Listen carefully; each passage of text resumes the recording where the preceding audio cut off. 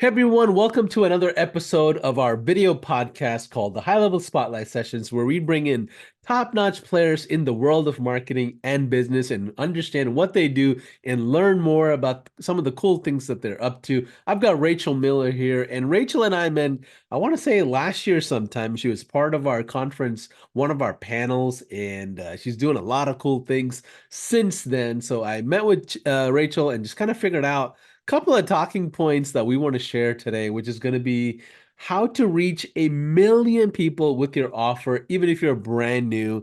And the three talking points that we want to really elaborate that headline with is one, creating the identity of your audience, and then creating the relevant content around it for that identity. And lastly, how to convert that traffic into something now that you have your attention. And now, if you don't know who Rachel is, she's a serial business builder. Rachel has created a marketing agency helping her clients go viral on Facebook. She's known for her Facebook ads, and with 51 plus businesses reaching more than 10 million people at the same time, she's In built a single post in a single without post. ads. Yeah. And she's also built her own software tools to help people grow their audiences. When she's not geeking out about algorithms, you can find her at home with her van full of crazy kids, is what she said on her bio. But regardless, Rachel, help us understand your story, your journey. How did you get to where you are today? Oh, thank you so much, Paulson, for coming on. I loved getting to meet you at that event. It was so much fun chit-chatting with you and getting to be here today. You just made my day. So yeah, I started online building my own business when I was pregnant with my second child, and I realized I'm not going to really be able to go back to work with two infants. Like, how do you do childcare? How do you do doctor's visits with now I had two, and I was just trying to juggle it all. I was like, okay, I can't do this like normal employment thing that everyone else is doing. So what am I going to do? And I came home and I started a website, and then little by little that website got to getting 10 million page views a month. And then we built a second website, built that one to getting about 4 million page views a month. Then I built a third website to like 2 million page views a month. And as I was building this, no one knew who I was. So guys, you do not need to have your face on every single post on social media. You can actually be a large business without a brand face. And that's what I did. And I didn't even know that that was like a thing that I did. I just thought it was really easy. You just post, sorry, talking about teenagers, one of them's coming home for lunch, so the dogs are going bonkers. I just thought it was like easy. Like anyone can post and get traffic. Traffic is completely free. I thought this was like normal. So I decided after I had all my audiences made that I'm going to teach people how to make profitable websites. And they're like, well, your website's only profitable because you got that much traffic. I'm like, yeah, but traffic's easy. And they're like, no, it's not. And that's when I realized, oh, I have a skill. And I didn't know exactly how I had developed it. So I don't know if any of you are out there and you have people asking you, how do you do this? You're so good at this. And you're just like, well, it's just natural to me. That's your like thing. That's your like whenever you have that bell go off and someone says, I need help with interior design. You're like, you got a blank wall. You just got to do this. And they're like, dude, all I see is a white wall. Like, I don't see the future you're seeing. If you ever have that spidey sense, listen to it and then try to think of a way to simplify what you have in your head and bring it out to others.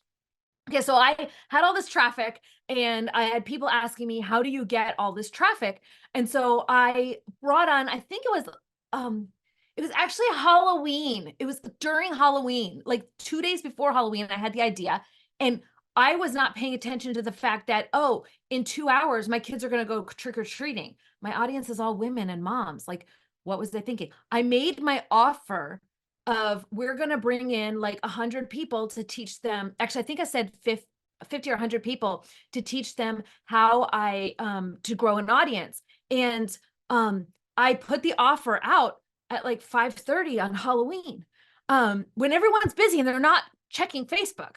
And then I come back to Facebook at like 7:30, 8:30 or something, and it had like 70 something sales. So I turned off the sales page because I'm in full freak out mode thinking, okay, they're all coming for this traffic class. I don't know what I'm teaching yet. I don't know how it's going to work. I'm going to have to refund all these people, but at least I'll take them in. I'll put their money into like a bank account. I won't touch it and I'll teach them and then I'll refund them all.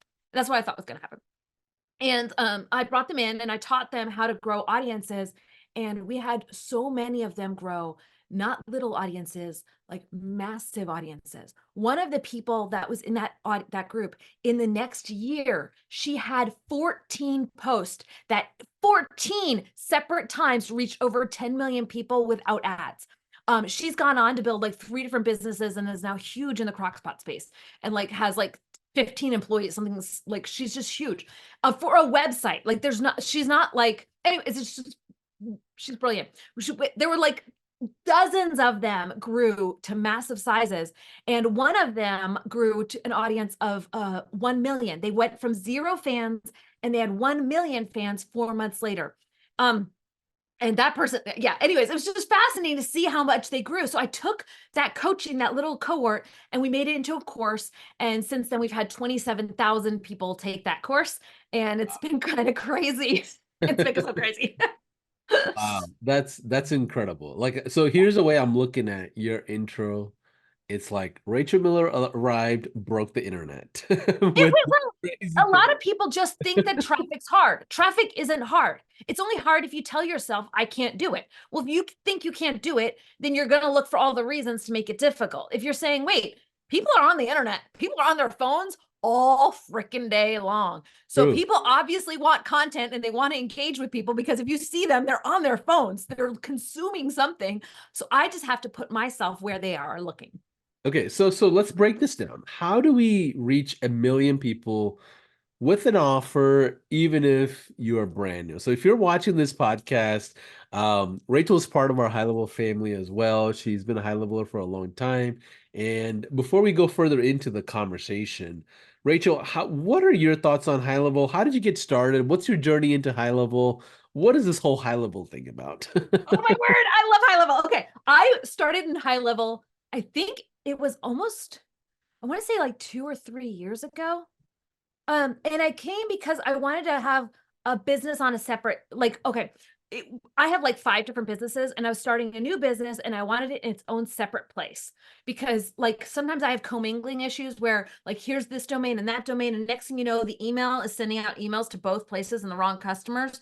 Um, and actually, we're back into that problem now because I'm moving all my businesses into Go HighLevel and I'm accidentally sending the wrong. Anyways, I like set up an email sequence and I connected to the wrong place. I'm like, oh crap, I know what I'm doing. I just still did. Anyways, it happens. That's why I did commingling. And one of the things you guys do have is separate agencies. So I just need to put my businesses in a separate agency under myself. And instead I have them all in one big conglomerate, which is not healthy. Anyways, okay, backing up, Go HighLevel is I'm moving my businesses into it now, but I started 2 years ago with just one of my businesses. And so now we have 3 of my businesses in Go HighLevel. And we still have one more that I'm in the process of moving. But we started like 2 or 3 years ago with one, and I liked it because it was much more simple for me to use. That was for me why I liked it. It was very, very fast, much faster for me to get a funnel up and running, and it was faster for me to use snapshots and move something from one place to the other. So for me, that was why I initially signed up. But once I was in, then I was like, it's actually faster than my other site. So like my conversions, like, so now we're moving everything over one by one. So like one other business moved, and then we moved a second bit. So now I've got 3 businesses into Go HighLevel. And the big one is the big, I have one bigger one, and that one's a little bit of a nightmare to move, but we are moving it little by little. So if you open my account, you can see every week we're adding one more funnel of the 380. It's gonna be a while before we get that one moved. But yeah, little by little, we are moving everything over. But yes, I've been super, super grateful with how simple Go HighLevel is. And I love the prices of, am I going too long? I love the prices of Put the it email. on. So we were being, okay, we had the other software funnel service, which was like hundreds of dollars a month. Then we had Zaps to keep everything integrated, which I think we're paying like $580 to $600 a month in just Zaps. Then we're still paying that. Then we have Infusionsoft, and Infusionsoft increased their bill for us to like some ridiculously obscene amount. And so we actually did the math by consolidating that big company, which is why we started moving it over. If we consolidate those and move them into Go HighLevel, we will save $12,000 a year. Wow. Like minimum, just by moving And Yeah. we're still paying for emails and Go High Level. We're still paying Go High Level's fees, but we wouldn't need to have all of those other things that are just adding up cost. So Yeah. yes, that's why we're moving over to Go High Level, but yes, for Love it. the big Love it. ginormous company. So reaching 1 million people, right? Reaching a Yes. million people with your offer, even if you're brand new, is like it's kind of hard to believe like that it's Yeah. possible. And for Oh, you, it's totally. traffic is kind of a simpler thing, it seems. So the three talking points that I wanted to make sure we had was one, creating the identity of your audience. Mhm. Second, creating content based on that identity. And obviously, third, converting all that over, right? So how do you create the identity of your audience? Like, what does that mean? What does that look like? Help us unpack the way you look at this whole entire, objective of reaching millions of people with the offer, even if you're brand new. I love it. Okay. So right now you're wearing a t-shirt, right? Yeah, Your this is like t-shirt a says sweatshirt. SaaS. Yeah, Yeah, yeah, sweatshirt. yeah. Okay. It says SaaSpreneur. It's basically saying, I love SaaS and I'm an entrepreneur. That's a message. That's an identity. Too often when we're creating content, we create content about what we want the world to know about us, the business, instead of the identity that our audience wants the world to know about them. So I like to think of it like t-shirts. Okay, and I'm not a good doodler, but I do love to doodle, and my brain thinks in pictures. So if your brain thinks in pictures, like join the crazy club. Um, I like to think in pictures, and this is oh, I'm flipped. Okay, well, you can still kind No, of no, get I the can, idea, I even though can, it's I flipped. can see it properly. It says Okay, good. Okay, good. Yeah. Okay, so it's a t-shirt. What can your audience say about themselves on a shirt? I am a what? What Sasquatch. would they literally call themselves and put it on a shirt? That's the type of content that you want to be posting on social media. Not join my latest thing, not sign up for this. Definitely not. Here's your problem, and I have a solution. And too often, businesses, when they focus on you have a problem, I have the solution, they come across as like this bossy, like kind of Karen type figure who's going to come and like tell them what to do and rearrange their front yard because their flower pots aren't up to the HOA code. That's it gives you like this icky feeling. And we don't want to give our audience that icky feeling with our content. If we start our content about who they are, they're going to like resonate with us because they're like, oh, you get me. Nobody else seems to get me, and you get me. So I trust you to have the solutions for me. I'm going to come alongside you. I'm going to share your content because I think it's funny. I think it's entertaining. And I know my sister in law is totally going to love this. So you're going to say things, you're going to put things out that you know they will want to say about themselves. And then when they say it about themselves, you get this huge audience of people who are engaging with your content, and then they're sharing it. And now you have an audience that you can retarget. And I started this before iOS did all of its privacy crap. Okay. But now, especially in February, because they're rolling out all these things with email and they're rolling out like basically the death of the cookies. Well, what's happening is that it's harder and harder to remarket to your audience. Well, that's not a problem if your audience is based on an identity and you've collected people that are the perfect people who say that identity about themselves. If you can do that, like it's kind of smooth sailing. The content literally promotes itself for you and gets it out to the world. So for me, in my business that I grew, like I told you, one of my businesses to 10 million page views a month, I named it what I called myself at the time. I named it Quirky Mama because when I was like in college or something, somewhere somebody told me, oh my word, girl, you're quirky. And I think they meant it as like, you're a lot, like that's a problem, like tone it down. But I kind of took that as like a badge of honor. Well, like, dang, of course I'm quirky. Like, who would not Badge of want to be honor. quirky? So I'm like, I'm going to wear that. And so my husband said, what do you want your website to be? I'll have to tell the story of that at a different time. It'll take too long. But he basically gave me a website. He's like, you need something to do sitting at home. So he's like, what do you want your website to be? And I said, Quirky Mama. And I misspelled the word mama. That's how much I thought about it at the time I made my brand. But that also, the fact that I misspelled it, the fact that people resonated with that. And then I collected literally, we went from 13,000 followers to 1 million followers in 1 year and 3 days. Yeah, I was kind of ticked off about the 3 days, Wow. because it would have been really cool if we did it in three. But we got 1 million people who were also like, I'm a quirky mom. I'm a quirky mom. I like chess. I like this. I got a lightsaber toothbrush, and I started selling them drop shipping products. We started doing Amazon sales. We started selling them courses. We started creating community stuff. It was really fun to collect people, but I could not have grown that audience if I didn't know what they called themselves. So first thing is know what they call themselves. You ready for tip two? That is interesting. So like if I'm in the world of business and I'm like, you know what, I got to launch something. The first thing what you're saying is have a flagship of a type of audience that you can relate to. You could essentially disciple. I don't even want to use the word indoctrinate, but influence maybe, right? That you can hang out with, the type of Again, people that right. you know, if you put them all together, they'll instantly connect with each other. So here's another audience that I created. So that one was Quirky Mama. I created another audience. I've done them in the business space, but this one is just one that accidentally happened. My neighbor's cat was peeing on my garden furniture. I don't know if anybody else has cats that pee on their chairs, and it was just dry because I go out to sit down. I'm like, oh crap, it's wet, and I'm so mad. And I did what everybody who gets mad at their neighbor does. And I made a Facebook page about this damn cat. And so I called it the Crazy Cat Lady.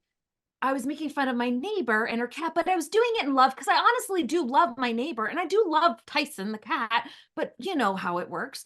I was also frustrated with Tyson, so I'd make all these stories about Tyson up, and next thing you know, I had hundreds of thousands of crazy cat ladies, and they got so crazy, like to the point where I showed a picture of the cat fighting with a kid and the doll, and they said, "Give the cat the doll. The cat doesn't understand it's your child."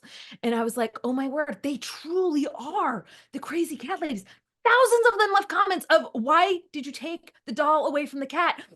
So like they ganged up together. Does that make sense? They loved each other. They created this community. I asked them for pictures. Like, I don't have cats, so like give me your pictures for me to talk about your cats. And hundreds of them sent me pictures, hundreds of them. And one person called me almost in tears. Why didn't you post my cat's picture? And I was like, what? It's like, I've been following you for 3 or 4 weeks now, and I sent you the picture and you haven't posted it yet. That's how passionate they were. And he bought every like tea towel with cats that I had that I ever sold. This, anyways, but they had an identity and they loved the identity of the Crazy Cat Lady. And I just channeled my inner neighbor whenever I was making my posts. So, so you came to our conference in Dallas. I don't know if you've been to one of our masterminds, but you've probably seen us in a ton of like Yeah. events and all kinds of stuff. Like, so if you're in the world of high level and you're trying to build a automation oriented business, or maybe you're thinking about coaches, consultants, agencies, like help us understand some audience ideas that you may have. Yeah. That's like, So I like don't know, is it the nerdy, geeky, what is that? What are your thoughts on that? well, for you, you're going to need to go for like the SaaSpreneur or the badass agency owner or the mom who's running an agency while she's juggling her kids. Like that's your perfect audience. But Yeah. your You mean audience's high perfect levels, audience, high huh? level. You That's mean high level audience. yeah, yeah. Yes. So I would, if I was you, I would create different segments of your audience, probably look and see who your top 5 segments are and make one for each of them. And then I would actually put a face on each of those. So like women who are 45, we don't really listen to 20-year-old men. Like we have a problem with that. I don't know why, it's just a thing. So you'd want to kind of match the demographics. And like my son who's 17 and obsessed with like becoming a landlord and like properties flipping or whatever, he's not watching an older woman talk about property flipping. Oh no, he's talking to the like 20-year-old who has the muscles and the muscle car talking about property flipping. So you have to kind of match the demographic to the person. That's the first one. Now, for your audiences, the agencies that are working with you, they should all kind of pick a general niche or a general solution that they're bringing. So if they're like a dent school, like we're going to help all auto body shops who have dents. They fix dents. We're going to help all the dent repair companies in the United States get their marketing, get their website up. Okay, well, they're going to create a persona for all of their customers to use to collect the people in their communities. We love our town. We're family men. We take care of pride in hard work. They're going to say those things because that's going to convert that property owner, and then it's going to be content that they can give to their local towns to then share and then get the word out for those dent places. Does that make sense? Like, that dent repair company is going to be very different from the company who's doing drop shipping of like cat tea towels. Yeah, it makes total sense to me. I don't know if you've seen like the AAA commercials, the US AA or US AAA. It's like a big veterans organization, and then Yeah, you have like a football player like Rob Gronkowski, who's not a veteran, like a military veteran, and he's trying to but get they love yeah, football. they love football. But Rob himself is not a veteran, so he's like trying to get in, and they're like, no, no, no, no, no. This is only for veterans. And I think that's what I'm thinking about when you're explaining this whole audience management and using like a certain avatar and going deeper into who they are, what they do, and creating like a North Star around it. I love that. So the second pillar I think you had mentioned was creating the relevant content based on that identity, right? Help us understand what that means. Okay, well, you just said North Star, and I'm going to actually do it as a star this time. That's so much better I than some love of the it. other ways I've done it. Okay, so here's your star. And in each part of the who your person is, you've got the I am. But in each part of the person, there's different things that make them who they are. So there's things that they love and things that they absolutely like despise, right? Okay, there's things that keep them up at night. There's like worries and dreams, right? So it's different from despise. Those are like more like values. There's the worries and dreams. There's like one of them is I call a litmus test. Like, you know, you're a crazy lady, crazy cat lady when you have more than 3 cats. You know you're obsessed with your community when you know where the pothole is, and you know the contact number for the local department who's going to go fix that pothole. That's how obsessed you are with caring for your community. Those are all, so this is the like litmus test. It's like proof that you're that person. What are those proofs that you're that person? And then you can have things like, are you snarky, Paulson? Are you like a snarky, sarcastic guy? Sometimes, You are? sometimes. Okay. Yeah, I could see you maybe having like a sarcastic bone in your yeah, yeah, body. yeah, I don't. Whenever I'm sarcastic, people think I'm condescending. They literally think I'm talking yeah, down to them, and I get like yeah. yelled at. And I'm sitting there thinking, I was being funny. And it just never ever lands. And it took me like years to realize, girl, you're not sarcastic. But there's, in this one, I like to have that one be like sarcasm or education. So like some of us can be sarcastic.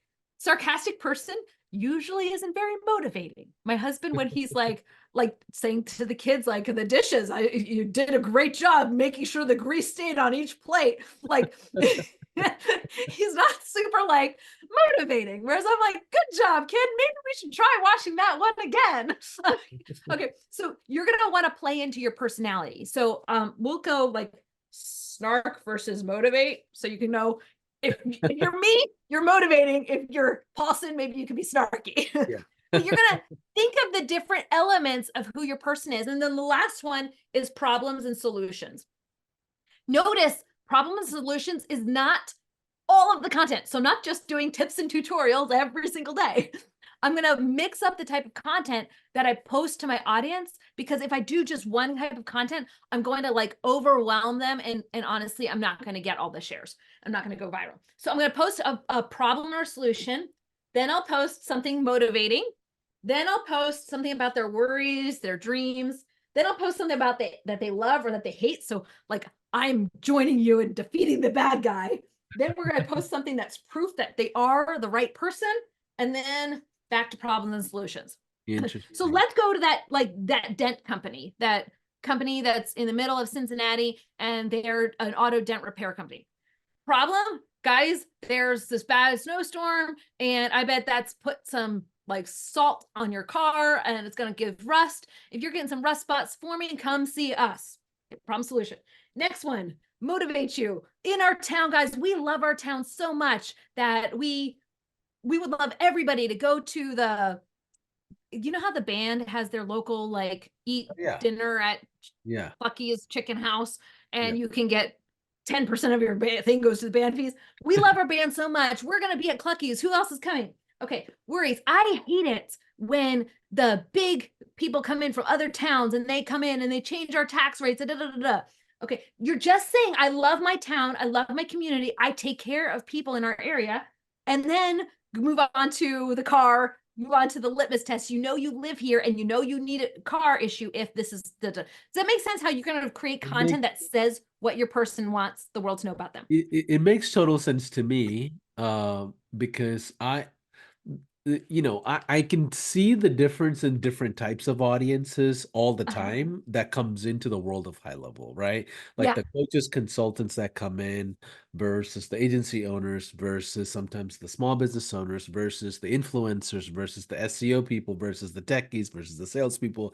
They all have different needs and wants and different styles in one, how they absorb content, plus how they look at the platform, right? So Mhm. it's really interesting that you're going deeper into segmenting them and how to relate to them and things like that. I didn't know this all went behind the scenes of building, a massive following. So then how do we build this the right way when it comes to converting the traffic? Because at the end of the day, that's what matters most, right? Like it's not just about creating the engagement, but how do we convert the traffic in the right way? Okay, so I like to think of conversions, like the funnel, guys. Like everybody does a funnel, right? Yeah. So the funnel is this. So we got our funnel. We got to get people into the funnel. So we've got to make people aware that we exist. Then we have to get them to consider us. Oh, I usually do a different color for that one. Consider us.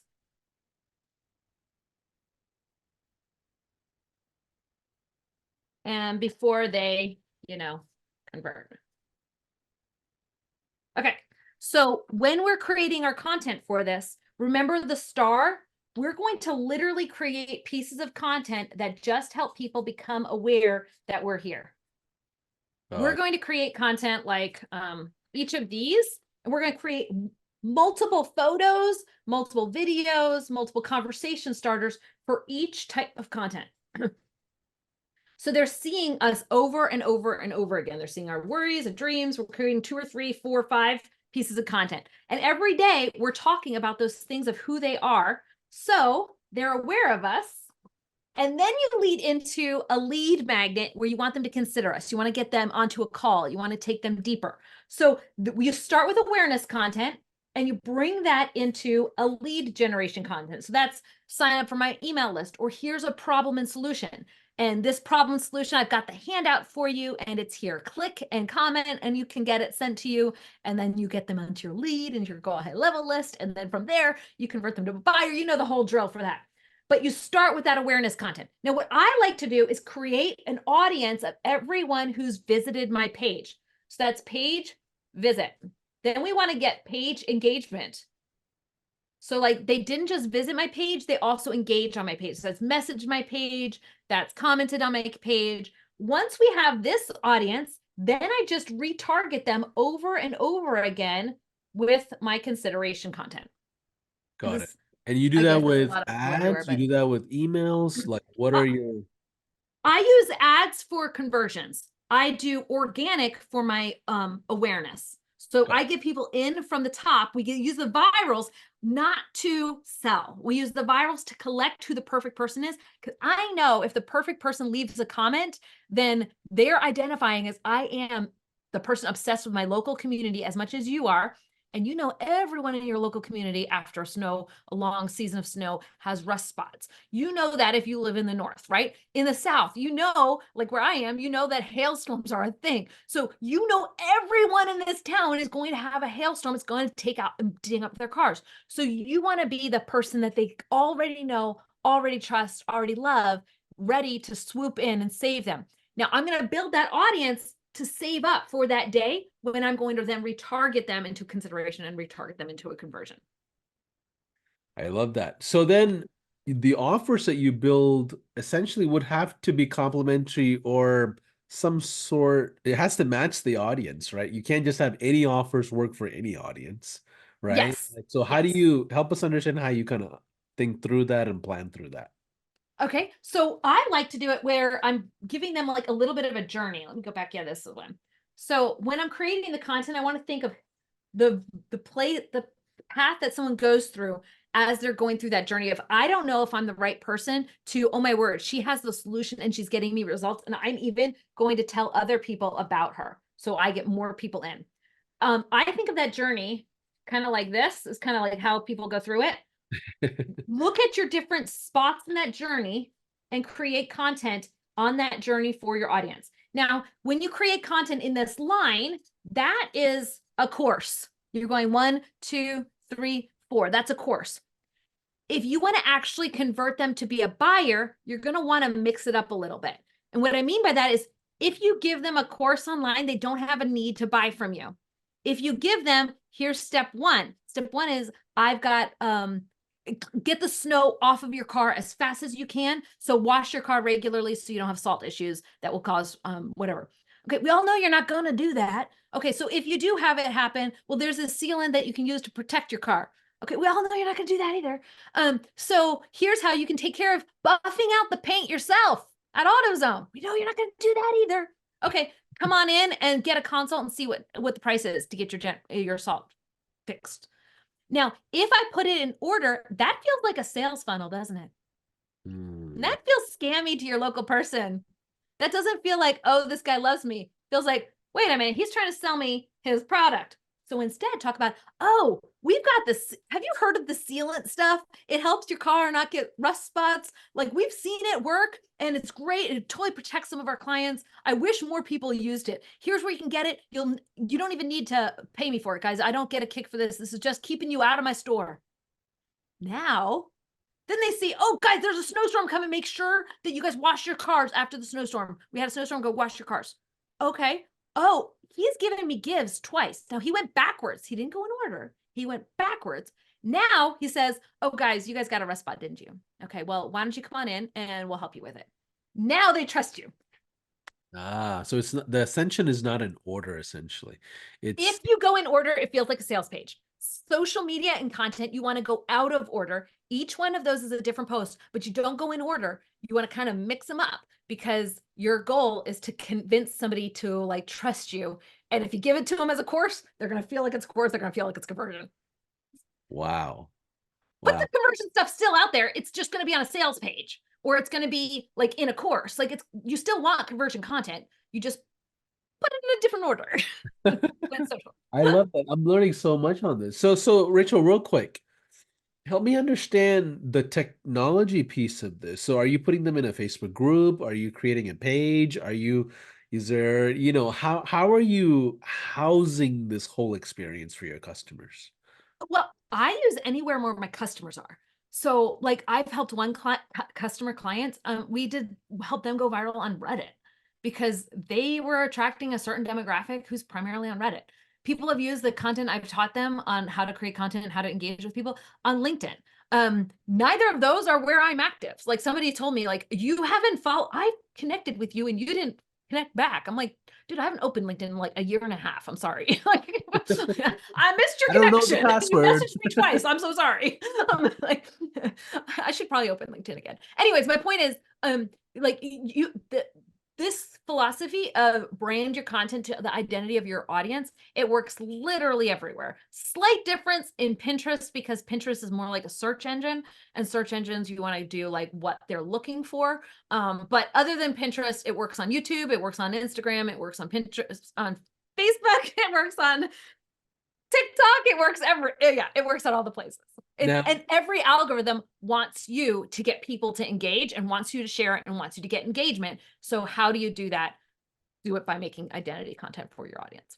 I love this. And then on top of that, are the content that you recommend, is it like video format? Is it blogs? Is it written? Is it, graphics? Is it memes? Like what are the varieties of types that you like? I love this question. How many of you are like, you see the algorithm, you're like, oh, videos are high. Everyone says do reels. Everyone says memes. Everyone says this. Everyone, da, da, da. And it's like, they do this and this and this and this. And how are you like, good Lordy, I'm tired. Like, I want a system that's just stable. So while I am the gal who goes viral and I love hacking the algorithm, and yes, sometimes videos more and sometimes videos less. Um, I'm also the girl who's like, dude, I don't have time for that. So I make a photo, a video, a conversation starter, a photo, a video, a conversation starter, a photo, a video, a conversation starter, a photo, a video, a conversation starter. And that's my pattern for whenever I'm posting content: photo, video, conversation starter. Now, here's the thing. I actually do this for a couple of clients, maybe a couple dozen clients or so. And a couple of them, they don't like video. I'm not going to get, I give them a video list and they say they like doing video, but I never get video assets from them. So they don't actually like video. So knowing that video's not their thing, I can still do well with just photos and conversation starters, because I can still put the message out and people can still attract them and I can still get them to convert. Some people don't do conversation starters. They just like doing videos every day. Awesome. That's great for you if you like video editing. I don't. If you like video editing, good for you. Then you can do more video and less of that other thing, but you don't like conversation starters because you don't want to message people back and forth. Awesome. Do the video, and then you just need to make sure the content's got the right messaging. So I would always have a mixture if you can. So at least do two different types of content. So photo and conversation starters, or photos and videos, or conversation starters and video. At least two. It's best if you do all three. But if you're working with clients as an agency, heads up, I know your pain. It doesn't always work that way. So So as we kind of close out, help us understand numbers and tracking and KPIs, and like what are some benchmarks to think about? Because like getting a million, reach on people and turning it into an asset, it's not as simple as this conversation. There's a lot of work behind it. So help us understand. retargeting is getting a lot harder right now. Yeah, I don't know if you guys are noticing attribution issues, but of course. attribution, it's gotten harder in the last like 4 months than I've seen it in ages. And with all the stuff that's rolling out, like starting in February, it's going to like significantly get even more difficult. So for me, don't buy your likes, because you're going to need to guard your organic audience very closely. Because right now, that audience is what they're able to remarket to. When you can't remarket who visited your site and you don't know who this person is and they don't know the interest, because they're going to say this person likes cats, or they're going to say me, I'm the primary buyer in my house. My husband loves running.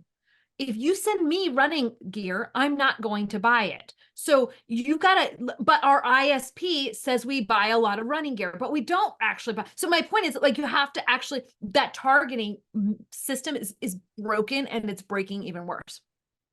So knowing that, they're going to be able to see by engagement what someone's interested in. So don't attract fake engagements from a country you can't sell to if you're trying to collect a buying audience in the United States, because you've got to make sure you protect that audience.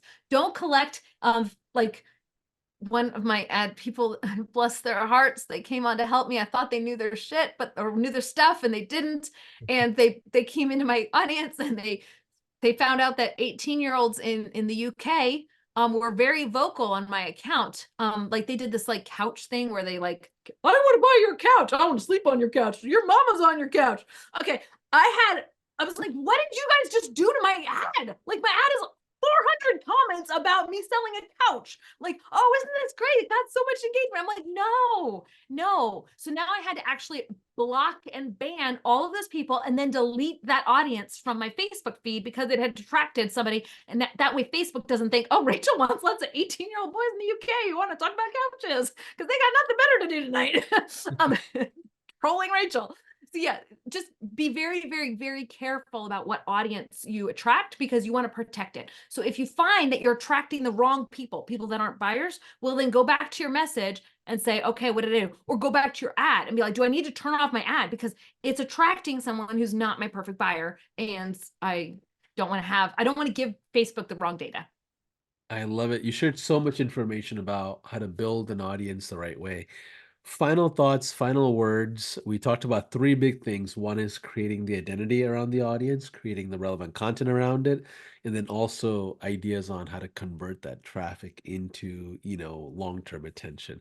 Final My thought. last advice is Yeah. to take that identity and make a bonus that only you can offer to your person for Go High Level. Because if you have something that makes you unique, especially if it attracts, this is who I am, they're going to trust you and your agency software gift more than they would anyone else because you're speaking to who they are. So think about that bonus, think about their identity and match a bonus to that identity that only you can offer. And that allows you to be unique and different than anybody else as well, right? And also, if you're like me, I make my bonuses was like a course I made once and like PDF and handouts, which means I don't have to like follow up. It's just a one-time thing. So it's still super simple, super easy. I love that. Rachel, how can people find you? How can people learn more about what you're doing and get in touch with you? I'm Rachel Miller on Facebook. Rachel Silla Miller is my maiden name. You can find me on Moolah Marketer. And then I also have a software company called PageWheel.ai. I love that. So those of you that are watching, our main topic discussion today was how to reach 1 million people with your offer, even if you're brand new. The three pillars that we really kind of ironed out together was creating the right identity for your audience, then creating the right relevant content around that identity, and also converting that traffic into, fruitful harvest and in really building a business. And we also talked about a bonus strategy as well. So if you're watching this and you don't even have high level for whatever reason, jump into a 30-day trial that's available to you here in the description. So we also are appreciative and thankful that you are watching our podcast. Rachel, any final words to those entrepreneurs and digital online people that are starting out just right out of the gate, maybe this week as their first week? Find your person, love your person, and go make a difference in the world. So that's it. I love that. Well, Rachel, thanks for stopping by. Thank you, Paulson. I hope you have an amazing day. Appreciate it.